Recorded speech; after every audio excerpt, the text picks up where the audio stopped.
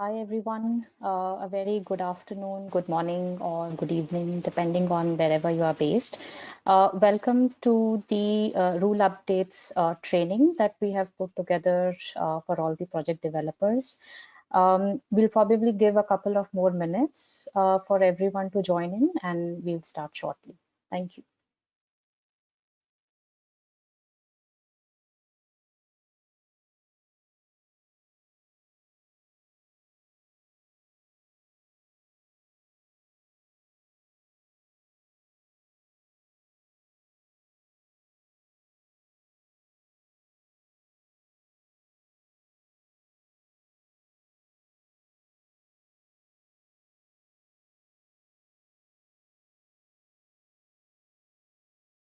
Hi everyone again. I think in the interest of time, we'll start the webinar today. Before we start, I would like to quickly introduce myself. My name is Neha, and I'm the Director of Stakeholder Relations at SustainCert. And I'm sure you must have heard me before as well on these webinars. We'll also be joined by another panelist today by Deepak Kumar, who is our IT manager, and he'll be taking us through some of the new features on the SustainCert app that have been recently put together. Since we have quite a few things to cover in today's webinar, so we'll stick to the Q&A towards the end of the webinar. Also would like to let you all know that we are recording this webinar and a copy of this recording will be available shortly after the end of the webinar. In the meantime, if you have any pressing questions or any specific queries, you can use the chat box or the question box, which you can see on the dashboard of GoToMeeting. In case you are not able to take those questions in today's session, we'll definitely get back to you by email after the end of the webinar. What we have now started doing is we have also started preparing a transcript of all the Q&As that we receive or that we do in the webinars. So we make a copy of all the questions that we have received, either through the questions or chat box or through verbally by some of the participants. We make a summary of it. And then we circulate it within all the attendees of the webinar.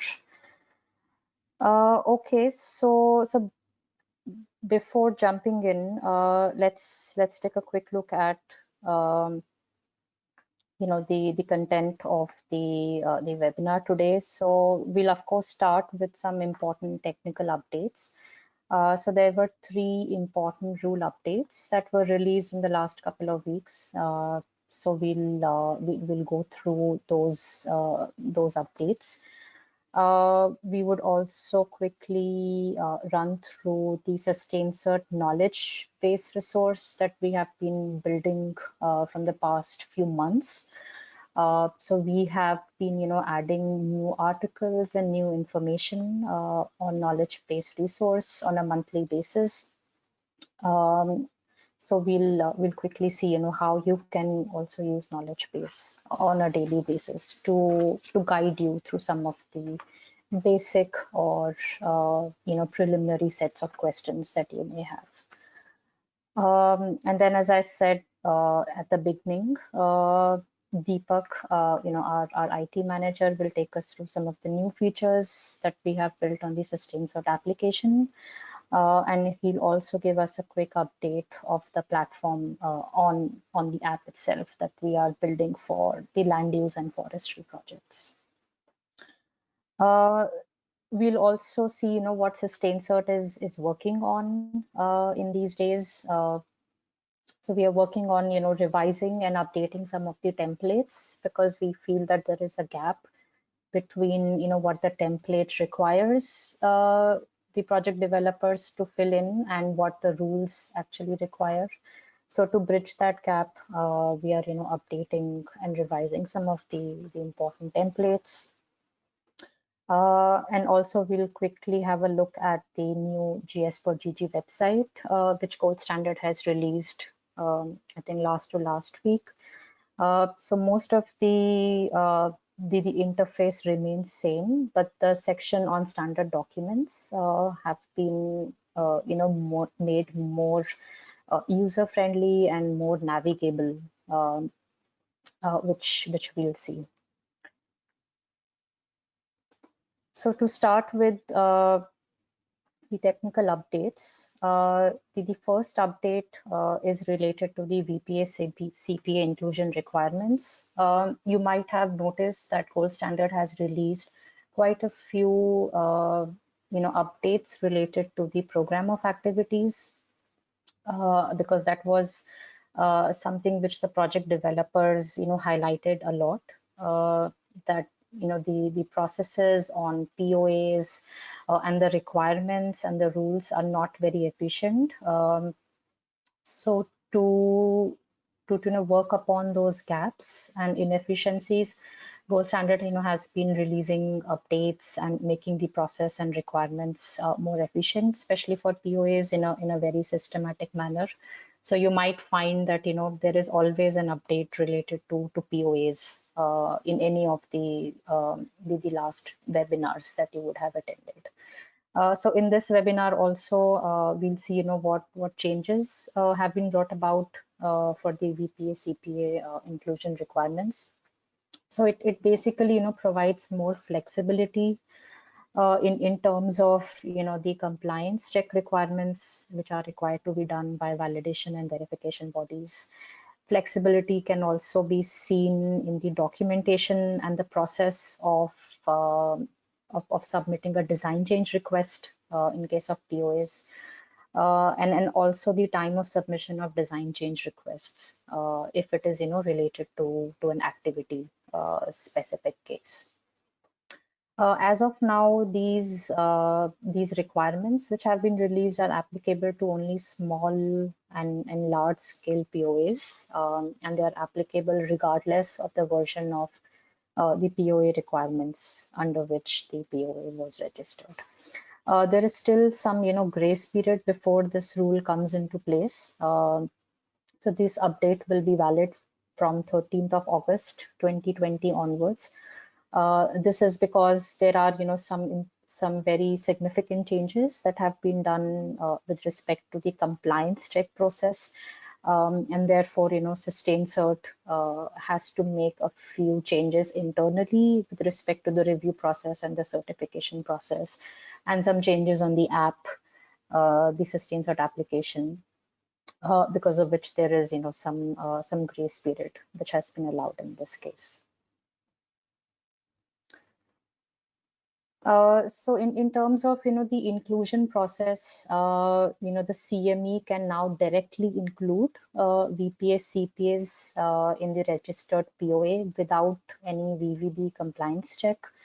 However, there are certain conditions which the POA and the activities have to meet in order to not go through this VVB compliance check. And these are that at least one VPA or CPA should have completed successful performance certification. And whichever VPA CPA has completed the performance certification, then all the VPA CPA that have the same technology or measure or the same methodology, in case of a single technology POA, or the same set or the combination of technologies and methodologies in case of multi-country POAs, can now be directly included without the requirement of a VVB compliance check. This means that there will still be an inclusion review period which will be done by Sustain Cert. However, there is no requirement to submit the documents to a VVB for a compliance check or a VVB compliance check opinion before these can be submitted. So this definitely makes the process much more faster and also more efficient. However, there are still some cases in which the compliance check would be mandatory, and those would be for VPAs or CPAs, which are not deemed automatically additional and may require some additionality demonstration as per the CDM tool. Also, if there are any VPAs, CPAs for which any significant or glaring concerns are identified at the time of preliminary review stage, then also in those cases, a BBB compliance check might be required for the inclusion of those BPAs or CPAs. So what happens, if a VVB, finds out at the time of verification that the VPAs or CPAs that were directly included do not comply with the requirements of the POA, certification process, or does not comply with the inclusion criteria, which was defined at the time of POA registration. Then in those cases, the VPAs or CPAs, shall be deemed erroneously included and will be, further assessed in line with the requirements on erroneous inclusion, which are laid down in paragraph 14 of the POAs and liability of the POA requirements. Also, in case there are any erroneous inclusions found at the time of verification, then no new CPA VPA will be allowed to be included without the positive conclusion of VVB compliance check for the next two activities. Meaning that in case of erroneous inclusion, also a VVB compliance check would be required for the next two subsequent activities. So that was, for the VPA CPA inclusion process. Then let's see, how does the requirements and the processes have changed in case of design changes in POA. So now, as per this rule update, any POA level design change is not required, for the CPA or VPA level documents to be submitted. So for a POA level design change request, only the documents submitted to POA can be submitted.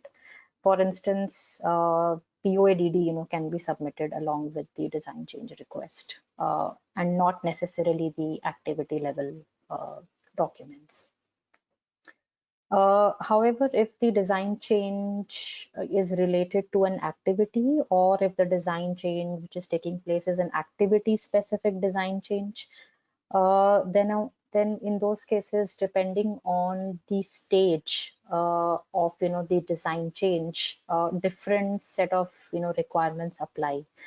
For instance, in case of an activity level design change, where any material or permanent changes are expected or are being made, then in those cases the request for design change should be submitted in advance of the verification or performance certification, and the request or the documents in such case will be as per the Annex A, which is design change approval procedure, principle and requirements of GS4GG.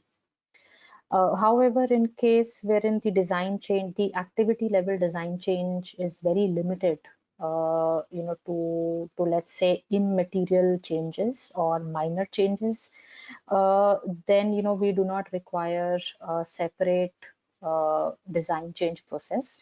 In those cases, the verifying VVB itself can review the design change, the impact of the design change, and provide an opinion on the impact of the design change as part of verification process itself.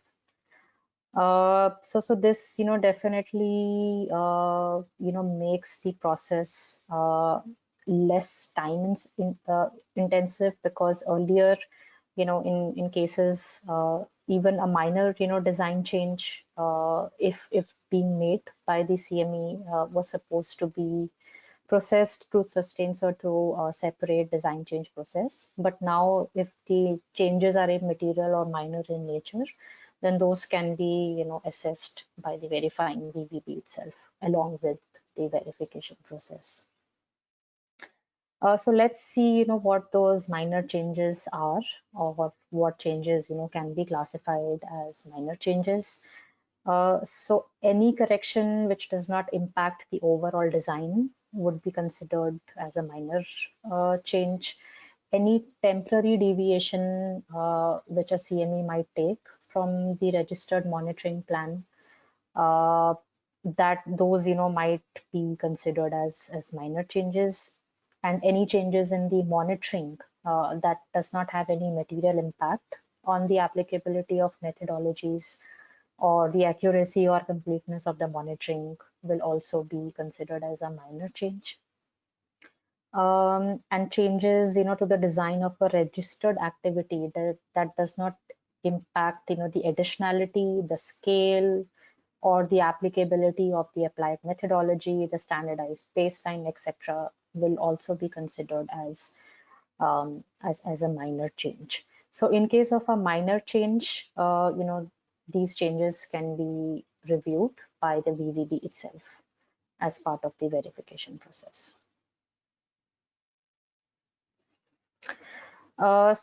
So that was a rule update, related to simplification of some processes like compliance check process and design change process with respect to POS.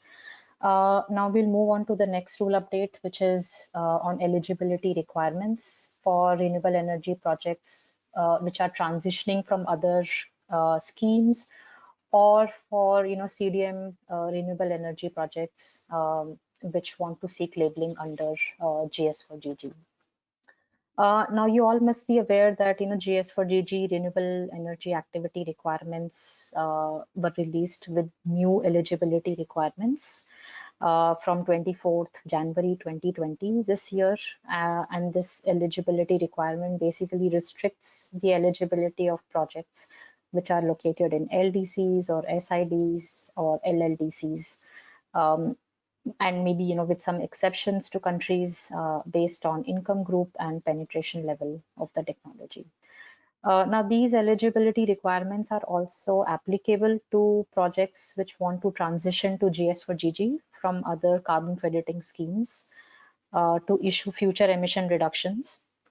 However, this rule update, now relaxes the eligibility requirements for transitioning projects, seeking GSVRs or labeling of CERs under GS4GG. So this rule update basically says that any grid connected renewable energy project which is transitioning from another carbon credit scheme or from any other carbon standard to GS4GG, or any grid connected renewable energy project which wants to label the emission reductions, that is any CDM project which wants to label emission reductions, are all exempted from the eligibility requirements that I just mentioned here. And the important point to note here is that this exemption is only allowed for projects that start the first crediting period with the original carbon crediting scheme from 1st of January 2016. So let's say if there is any VCS or a Vera project or a CDM project, a grid connected renewable energy CDM project with a crediting period date starting from 1st Jan 2016, then those projects can transition to GS4GG. This rule also is now effective immediately. So if there are any potential projects that you would like to transition or label from the renewable energy sector, grid connected renewable energy sector, then that is now possible. Moving to the last and the third rule update, which is on eligible crediting period for projects transitioning to GS4GG or seeking labeling, or that is, CDM projects which want to get labeled under GS4GG. So GS4GG, GHG emission reductions and sequestration product requirements basically states that CDM projects can claim the remaining CDM crediting period under GS4GG, but it should be no more than the maximum crediting years which are allowed under the relevant GS4GG activity requirements. At the same time, where a GS project has been or is registered under one or more other, voluntary carbon standards or certification schemes, the total, aggregated crediting period under all the schemes combined shall not exceed the standard crediting period which is allowed under GS4GG. So to basically, harmonize these requirements, that is, for projects which are transitioning from other schemes and for projects under CDM which want to, get labeled, this rule update, introduces certain changes with respect to, these projects which want to transition or get labeled under GS4GG. So the in summary, let's say, if any given project which is transitioning to GS4GG was registered under, standard ABC or standard X, and if it was registered, with a fixed crediting period, that is with 10 years, then the total, crediting period, that is with the standard X and with GS4GG, must remain, 10 years in total. And the project can only claim remaining years of its 10 years crediting period after transitioning to GS4GG. However, if that project, let's say, was registered with standard X under a renewable crediting period, that is 7 into 3, 21 years, then the total crediting period for that project must be equal to that which is allowed under the GS4GG activity requirements. Meaning that, a renewable energy project, for instance, will be allowed a maximum crediting period of only 15 years. So if that project has already claimed 5 years under previous standard, that is standard X, only the remaining 10 years of the maximum allowed crediting period of 15 years can be given to that project activity after transitioning to GS4GG.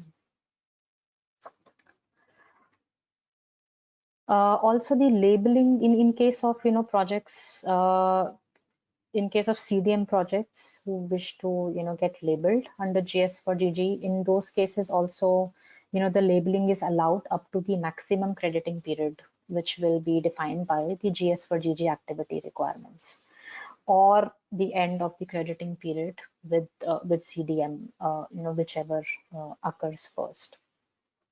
So it's the same principle in case of, labeling also, which we discussed in the case of transitioning. So if a project, is registered with CDM with a fixed crediting period, of 10 years, the 10-year crediting period cannot be extended, and only after transition, the remaining of the crediting years can be claimed under GS4GG.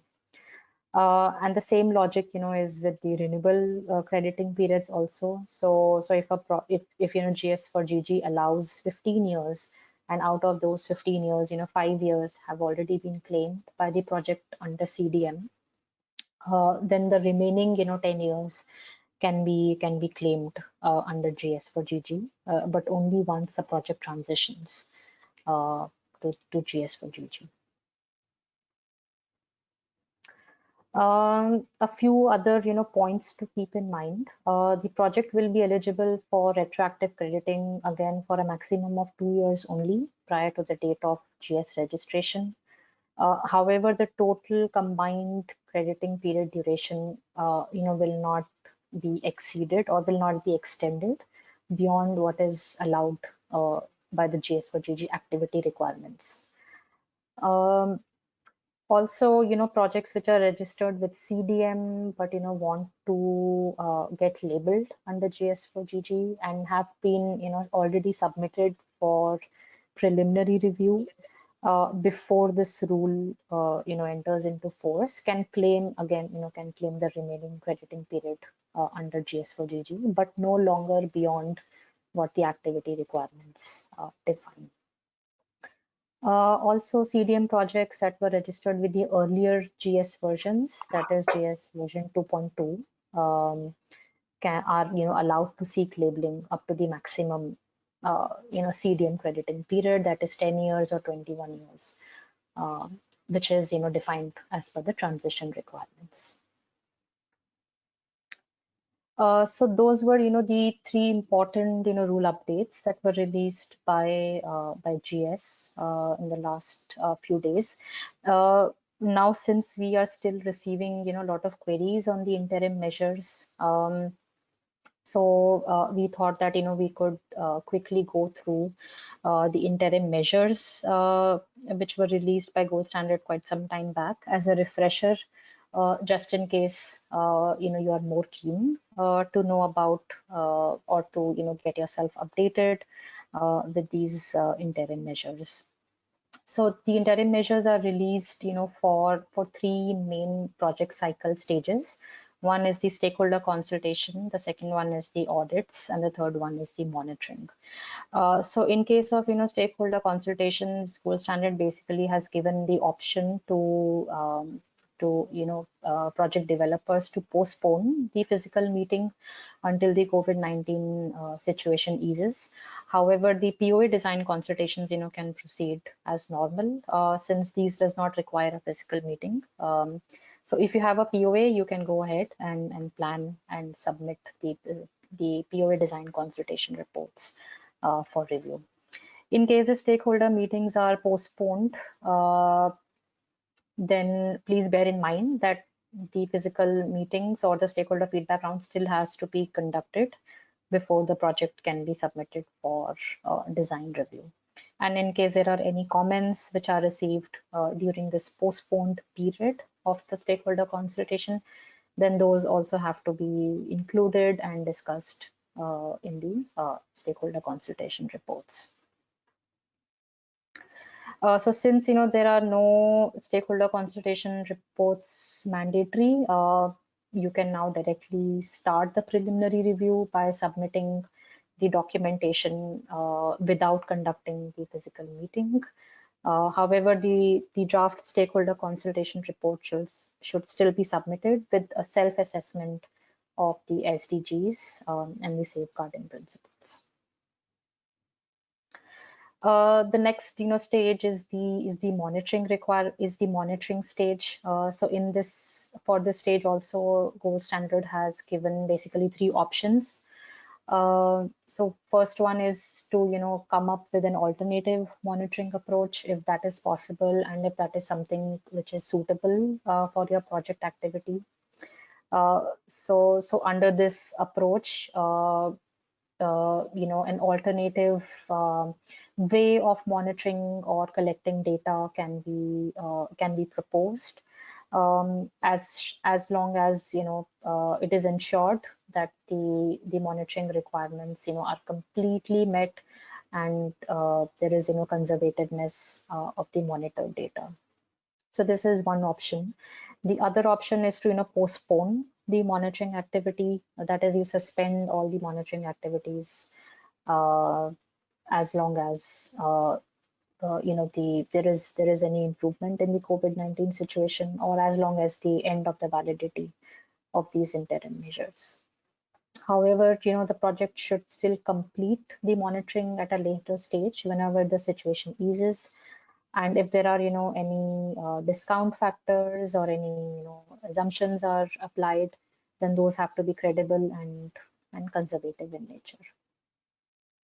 The third approach is basically to have a gap period in the monitoring until these interim measures expire, and then extend the current project crediting period by an equal to the gap period. For instance, if you're not able to monitor any data for these 3 months, you can basically you can forego the emission reductions for these 3 months, but get the crediting period extended by another 3 months. So all these deviation requests should be submitted to GS at COVID-19 at goldstandard.org with the help of a deviation form, and these forms are available on the Gold Standard website. And the deviation form should be complete, in the sense the start date and end date of the monitoring period should be clearly indicated. Also, if there are any plans on resorting to the original registered monitoring plan sooner, then all those details should be included in the deviation form for approval. The third stage is the site visits for validation and verification. So if you do not want to postpone the site visit, then VPB can basically replace the on-site visits with a remote audit or with a desk-based review. So there are some guidelines which are provided for the VVBs that they should follow in case there is a remote audit or there is a desk-based audit chosen by the project developer. Please note that the maximum monitoring period, which can be verified for a project based on a remote audit, is only 2 years. And also, the audit reports for requesting, design certification or performance certification should be submitted within 6 months of the declared end date of the interim measures, meaning that if the interim measures are going to expire in September, then after September, within 6 months, the design certification or performance certification reviews should be initiated if the project has chosen a remote audit. There are other submissions also which Gold Standard acknowledges can get delayed or can get postponed due to COVID-19 situation. So if a project falls under any of these submission deadlines which are not able to meet, then deviations for those cases can also be sent to GS at COVID-19 at goldstandard.org. For instance, if you're not able to submit the project within 1 year of its start date, or you're not able to submit the annual reports on time, or if the validation cannot be completed within 2 years of the date of listing. So if the project is not able to meet any of these other submission deadlines which are defined by the GS rules, then extension for those also can be sought from GS. However, please note that extension on these deadlines, the request should be submitted before the end date of these interim measures. So if the interim measures are going to get expired in September, so the extension request should be submitted to GS before September. Also, GS is collecting information on alternative measures and alternative monitoring approaches which everyone can benefit from. So if you want to share any, you can definitely send it to GS at covid19@goldstandard.org. So those were some of the important rule updates. I think I'll quickly take you through the sustained cert knowledge base that we are expanding quite rigorously from the last few months. So knowledge base is basically a self-help center which can help you with some of the preliminary level questions or with some basic questions you might have on any specific rules or on the process, on fees, etc. We are still, trying to build this up as fast as possible. But you will still be able to find, information which is in line with the important recently released rule updates. So you can find the SustainCert knowledge base under the resources section of the SustainCert website. So there is a section called Help Center. So Help Center, takes you to this knowledge base. You can find, information either with the help of keywords that you can search that you can enter into the search tab, or you can also go through all the articles that we have categorized with respect to the different project types, and also the different service lines that SustainCert currently offers. So there are articles which you can find on energy and waste projects, articles that you can find on program of activities, or some generic articles on developing a carbon credit project under GS4GG, etc. So we call these articles, and the articles can then link you to the relevant sections of the rule that applies to the project case. The articles, also links to the different activity requirements or to the different versions of the methodologies that might be relevant for your project case. Now that we have started building these articles, we would also be able to ramp this up pretty quickly if we know from you as to if there are any gaps or any specific information or any specific suggestions or recommendations that you would like to make this knowledge base more navigable, more user friendly, and more efficient. So I think that brings us to our next update, which is going to be on the SustainCert application. So Deepak has joined us for the webinar today. Hi, Deepak. So Deepak, I'll hand it over to you, and I'll probably make you the presenter. Um, and yeah, the floor is yours. Just a second. Thank you very much, Neha. Thanks everyone. Good evening, everyone. Good morning. So it's basically first time we are presenting our new features of the app, which we have updated in the SustainCert app over a couple of months. Uh, so the application was launched around 1.5 years back, and since then we've been trying to improve the functionalities, add more features, just to make sure that the functionality has been improved and users are able to work with ease of use. So in this presentation, it's a quick one. I'm just going to share a few of the updates which we have recently added in the application, and I'll also share our future plan, what is going on in the development right now with the app.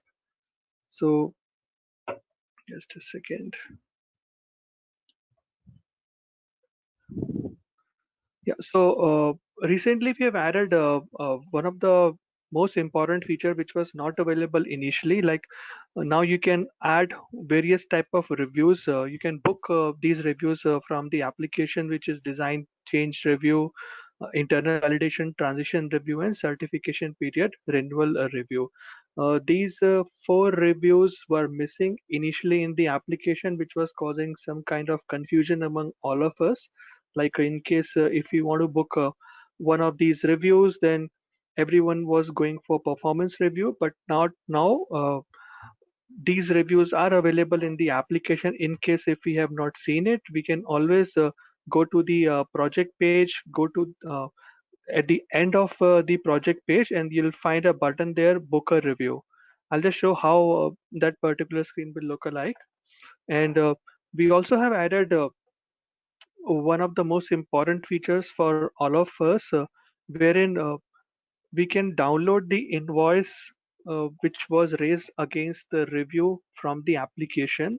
So still the process is like whenever you book a review is booked and our team actually approves that booking, invoice is generated and the mail goes to a respective project developer, and the invoice is being attached to that mail. But at times if invoice is not raised or mail is lost, or uh, due to whatever reasons we're not able to find the invoice, we have other option available. In the app itself, we can download the invoice directly from the application under that specific review. So these are the options I just want to show. This is for the first one. If you go at the bottom of the project screen, you'll get a button there which says book review, and upon clicking on that button book review, these four options will be available. So now you can book these reviews from the application in case of there is any requirement. And to download the invoice, we can go to the review, click on the action sections on the left hand side, and you can see on the right hand side there is a button called download invoice, just yeah, just at the bottom where the status has been specified, and you can just click on that button download invoice. Invoice will be downloaded in the PDF format. Apart from that, one of the major improvement that we have made is on the documentation side.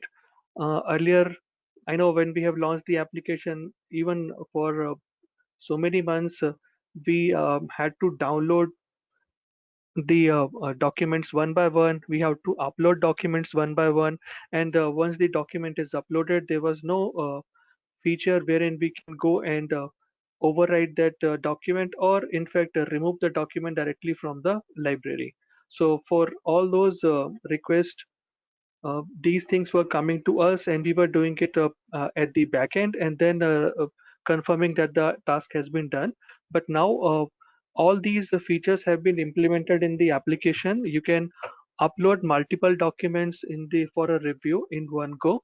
You can download all the documents also for a particular review by clicking on one button, and there is an option available wherein we can overwrite the existing file if it has been uploaded, or we can also archive a document. So there are still few rules in that actually, because when we say upload entire documents, sorry, multiple documents, so uploading multiple documents can be done only in the other section, uh, not in the documents where a specific name has been written that you have to upload a verification report, you have to upload PDD, not in those required or supported document section, but in the other document section wherein there are multiple documents can be uploaded. You can upload all those documents in one go.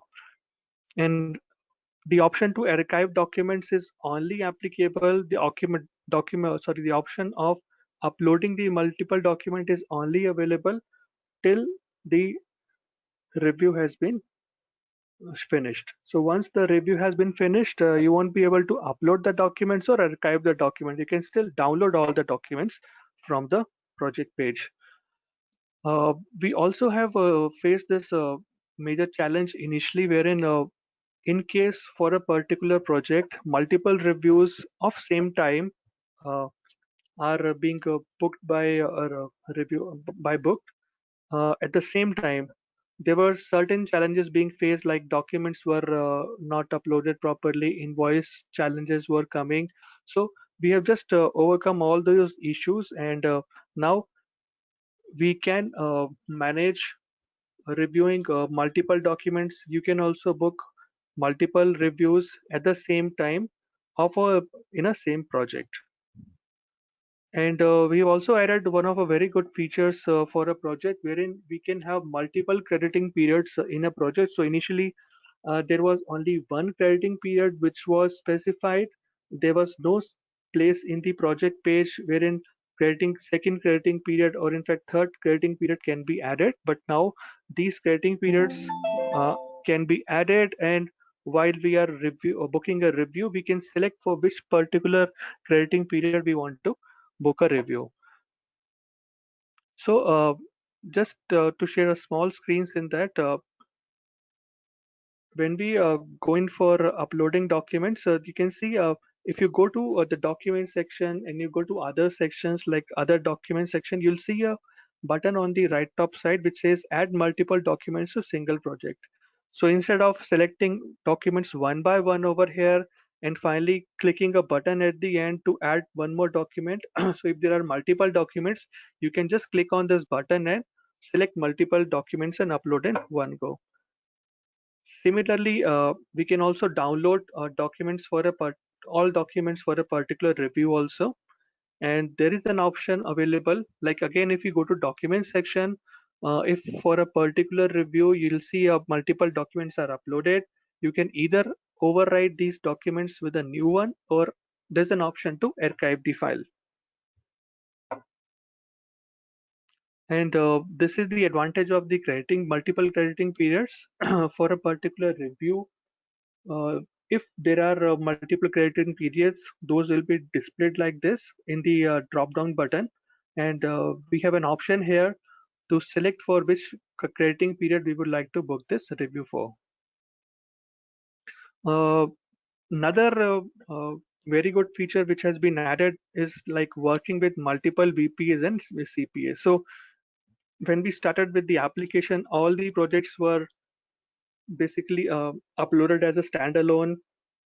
Slowly we have done proper linking of all the VPAs and CPAs to their respective POAs, and now we have recently launched a features which is named as VPA bundles.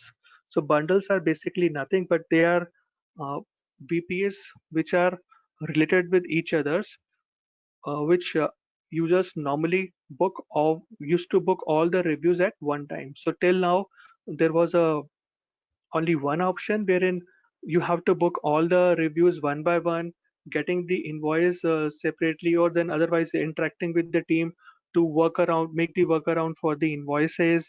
And also uploading document was always a challenge earlier.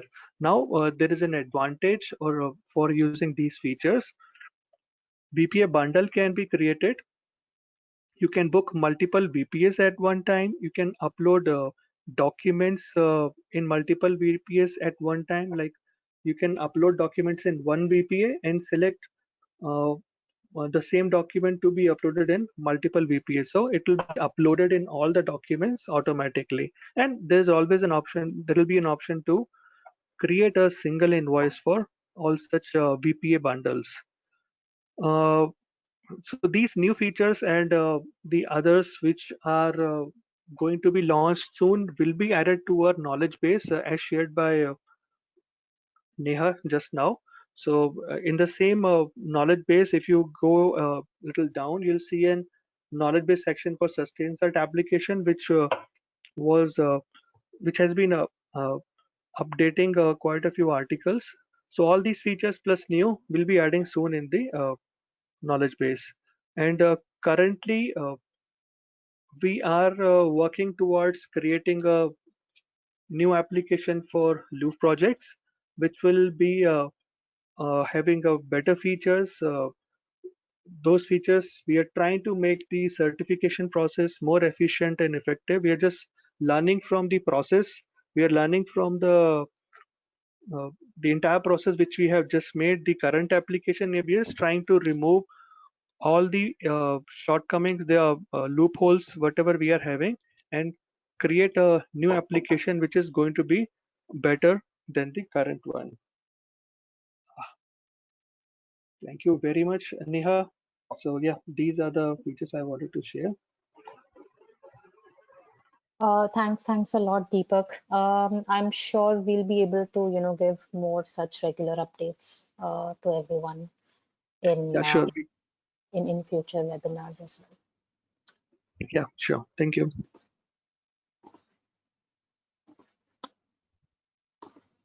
All right. So moving on. So we also wanted to, update you all that SustainCert is currently working on, updating or revising to make the templates more improved. Because I think what we have seen, as part of our review process, is that there is a gap between what the requirements uh, what the requirements ask the project developers to fill in the information in the templates, and what the templates actually require. So to align the requirements and the templates together, we have undertaken a very significant exercise to go through all the templates and make relevant changes wherever applicable. So as part of some of the updates that you can see, that you will see in these updated templates, is that there is going to be more detailed guidance, especially for monitoring reports, for PDDs, for POADDs and activity DDs, to help all the project developers better understand in terms of what information is required to be included as per the standard requirements. We're also looking at some of the objective observer template reports, because as the objective observer process and the requirements have changed slightly, there is a need to also update the templates accordingly. We'll also try to update the templates in a way that they provide some guidance or direction on key rules that are not so intuitive in the standard. For example, the submission timeline rules. So there are submission deadlines for quite a few stages of the project cycle. So to keep those in mind also, the templates will be updated accordingly.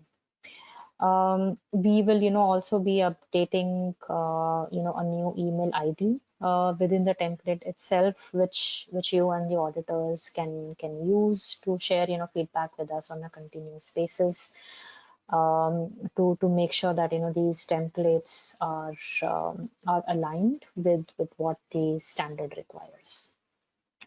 We expect to publish these templates in July, later in July. But before doing that, we'll be testing these templates with some of our key accounts or key clients. We'll run these draft templates through them, collect feedback, make any changes, and then release it to everyone by end of July. However, if you still have any pressing concerns that you would like to raise on the templates, on any specific template, or any important recommendation or suggestion that you would like to make, please feel free to email me directly or to reach out to us through our help desk. We would be happy to receive this feedback from you all.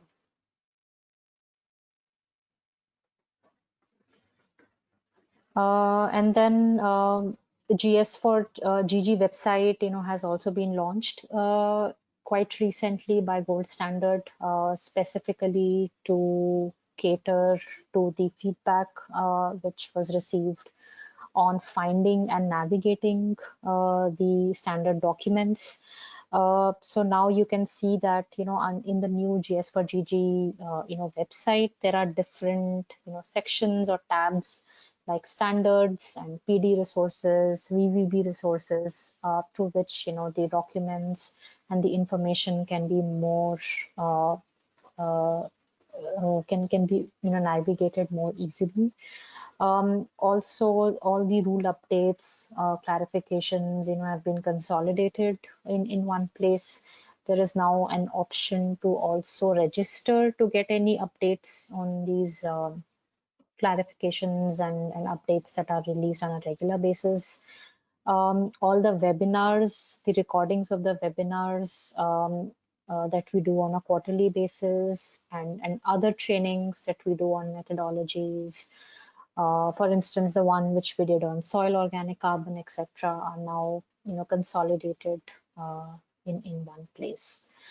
Also, all the standard documents have now been posted in a much more easy to find manner, which should help you to find the correct, let's say activity requirements or the correct set of guidelines for your project case. Gold Standard has actually also released a very small, guide tutorial. It's like a 10 to 15 minutes video, which Gold Standard has made to show, some other changes that they have done to the standard documents website. And this guide tutorial also includes guidance on how you can search for different sets of information, and how you can also find the relevant information that you are looking for on the GS website. So we would really encourage you all to go and check out this guide tutorial. So if you open the Gold Standard website, this guide tutorial is just on the very first page, and this should help you to navigate you through the new website. So I think these were all the important updates that we wanted to share with you. We hope that you find these webinars useful.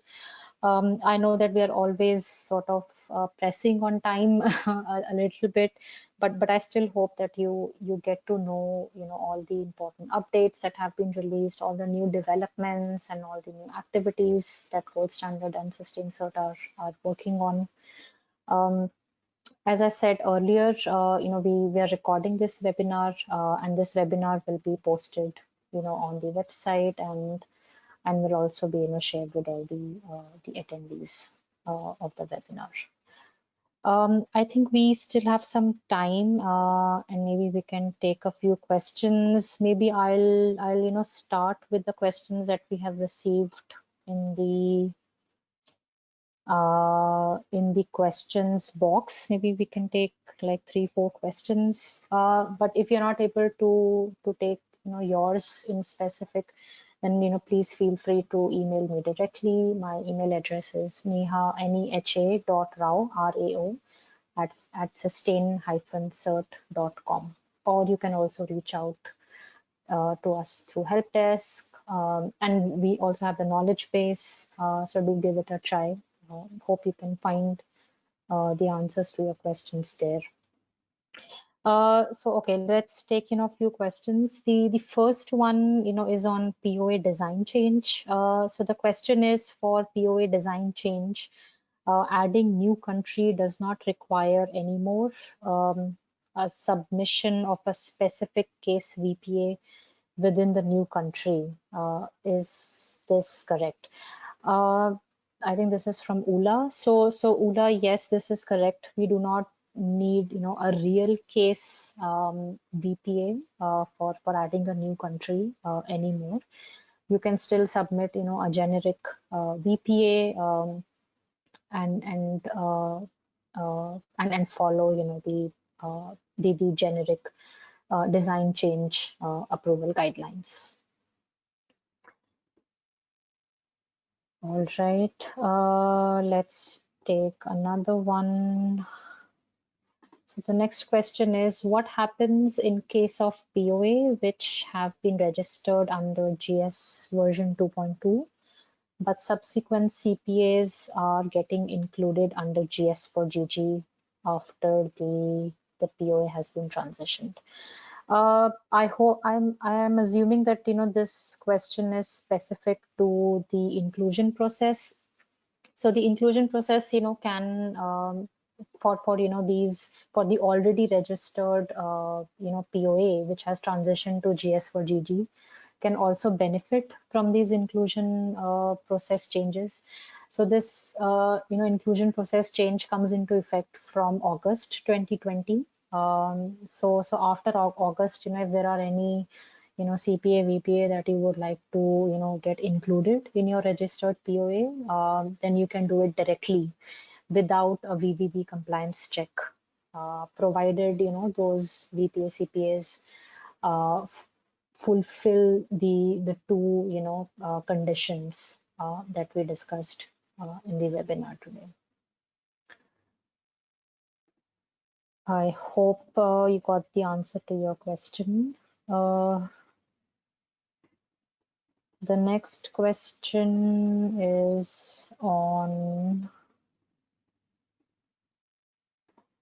CPA, VPA CPA inclusion requirements, about which are defined as material issues identified at preliminary review stage. I think this is from Ha. So Ha, if there are any material issues which are identified during the preliminary review stage, but are not identified or informed before after registration. So as long as registration of the project has not taken place, then all the material changes can be directly validated by the VVB itself. Meaning that if the VPA CPA is not able to fulfill the two conditions that we discussed, then in those cases you may still require a VVB compliance check. So the non-requirement of VVB compliance check is basically only for those activities for which a similar or a clone VPA CPA has already been issued in the past. But if there are any material changes and that impacts the similarity of these activities with the already issued activities, then you might still require a VVB compliance check. So I hope that was clear. The next question is on the monitoring period. So the question is, as you mentioned, the monitoring period can be extended for longer.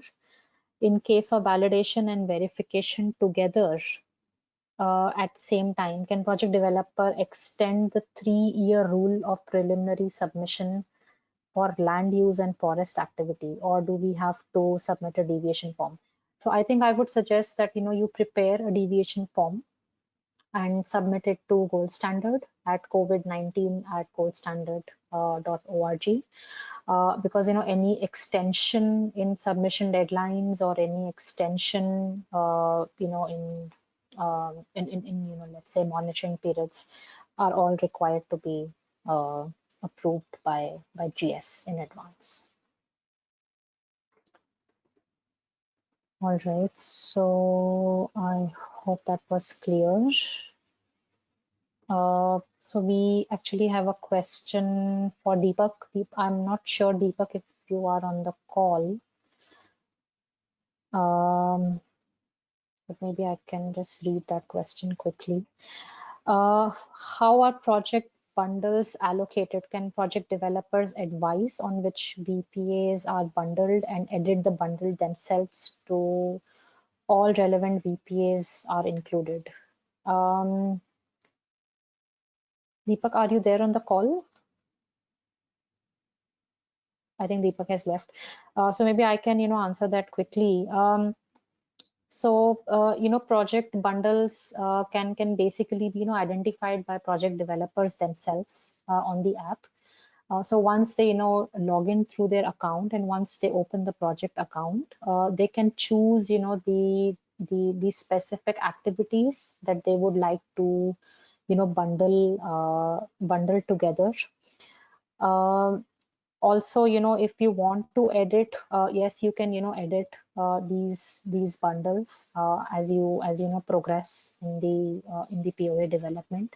But in case you come across any issues or you're not able to edit this information, you can always reach out to Deepak directly, who can help you out.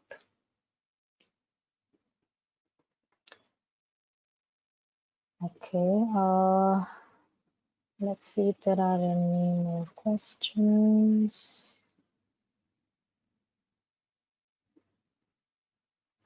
So there is a question on templates.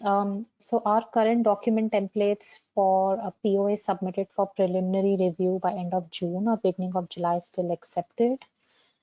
For design review, hopefully yes, because otherwise it was cause an additional work burden transferring the content from the current to the new template. So yes, absolutely.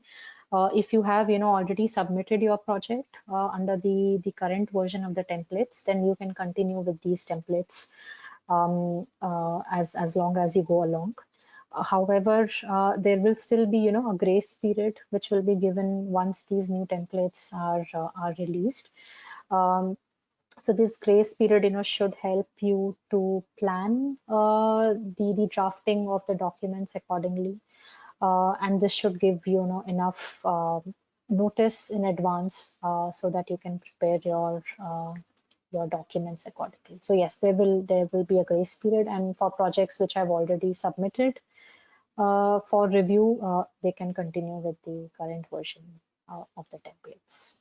You can always switch to the new versions if you want to, but if you have already submitted, you can continue with the current version.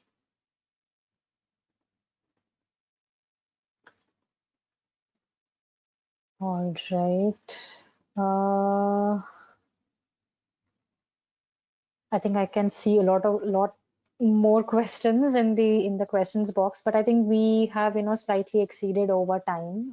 So what we'll do is we'll probably end the webinar here. But we still have a repository of all the questions which we have received in the question box. We'll be reaching out to you by emails as a response to these questions, and as I mentioned at the beginning of the webinar, we'll also be making a transcript of all the questions that we have received, and we'll be circulating it to everyone. Or we'll probably add this to the knowledge base, which you can refer to. All right, thank you everyone for taking out time for the webinar today. Really appreciate it, and thanks for all the questions and for showing your involvement in these updates. We'll be in touch with you shortly, and I hope you all stay safe and healthy. Thank you very much.